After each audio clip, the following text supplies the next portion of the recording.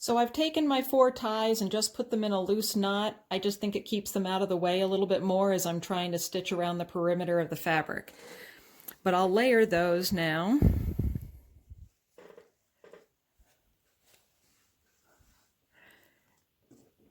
With 2 of the longer ties coming out each of the sides. And I would put it right sides together. I'm using a batik, so it really doesn't matter, but actually I'll tell you what, I'll sew it with the batik up so it'll be easier to see.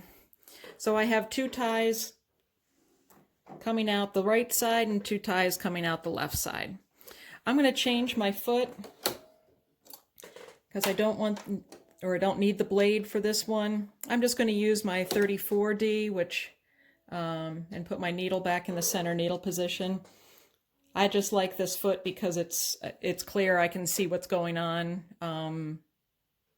Otherwise, it's just like my number 1 foot. So you could use your 1 or 1D as well. So I have one of the ties starting at one of the corners.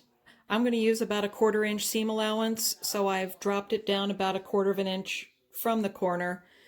I'll layer my other fabric, and that's where I will start.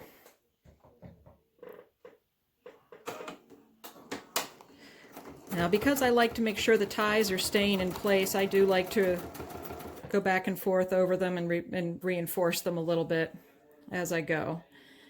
Now, at the other end, I'm just lining up my next strap at the next corner. I'm working on one of the short sides. And I'll line this one up too. You could use clips or pins. I don't tend to do that, but you're certainly welcome to if it give you a little more security that they're going to stay in place. So I'm just going to hold that in place and now stitch all the way down with a 1/4 inch seam allowance.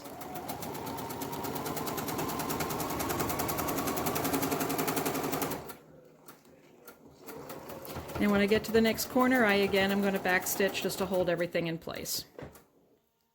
Stopping a 1/4 of an inch before the end of before the corner, and now I'm going to turn. The long sides don't have any straps inserted, so I'm just going to make sure everybody's out of the way and stitch all the way to the next corner, or all the way down to the next corner anyway, at a 1/4 inch seam allowance, stopping a 1/4 of an inch before the end of the mask.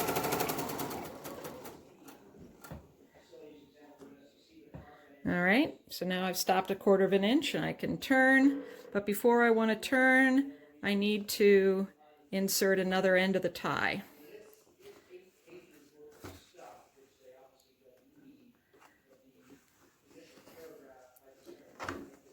So I butt it all the way up against the seam that I just sewed and come down, back up to secure it, and then get the other one at the other end ready to roll.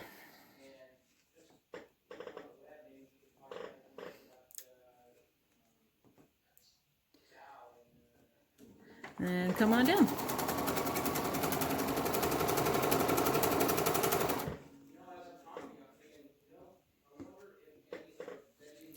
It slipped a little bit because I didn't use a pin. I'm all right. Just rearrange it, get it back in there, back stitch to hold it in place, and stop at the 1/4 inch before the edge. So for this last side, I somehow need to leave a hole for all this to be turned through. So I'm going to come down a little bit. I'm just going to back stitch at some point, raise my needle, bring it down so that I have an opening to pull my ties through, back stitch again, and continue on to the next corner.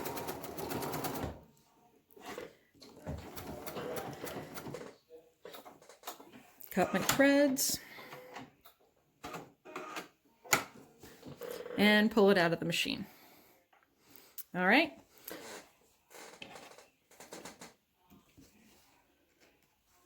So now I have an opening and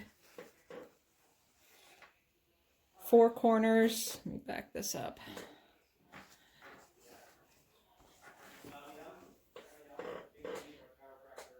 So all 4 ties are attached to the corners, and I have an opening on one of the long sides that I can use to turn it right side out.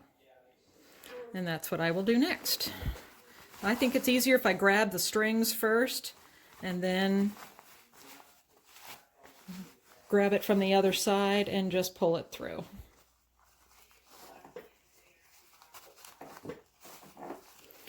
And just keep wiggling until they all come out. And because the ties are attached to the corners, you can actually use them to kind of pull your corners out.